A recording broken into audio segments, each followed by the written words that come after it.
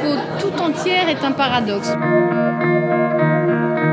Moi, je sais que mon regard a vraiment changé sur le sac gris, le sac poubelle, parce que Denis Rivière transcende le sujet et on fait une œuvre d'art. Finalement est venue d'une mesure réglementaire qui est l'interdiction depuis juillet 2016 du sac de caisse.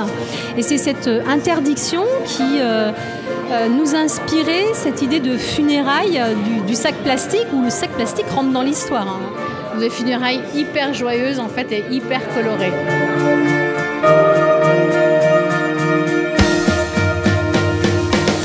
D'abord, j'étais très impatient de découvrir cette exposition. Je ne savais pas si c'était des sacs plastiques remplis de plâtre, mis en volume, en situation ou des peintures. Je découvre que ce sont des peintures très réalistes, hyper réalistes.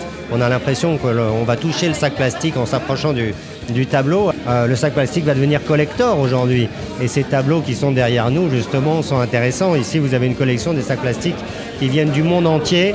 Chacun raconte son histoire. Et on voulait sortir des sentiers battus, éviter de faire une exposition sur des artistes qui travaillent la récup, parce que souvent la récup tend vers l'art brut. Notre skipper, Stéphane Le Diraison, qui donc va faire le Vendée Globe avec le bateau Boulogne-Billancourt Compagnie du Lit, me racontait qu'il y avait une mer de sacs plastiques qui se déplaçaient au gré des courants et des vents. Je crois que c'est le moment de prendre conscience de cette situation absolument catastrophique. Et c'était une évidence qu'il fallait exposer ce peintre qui a un travail à la fois hyper classique dans la facture et puis en même temps un sujet hyper contemporain.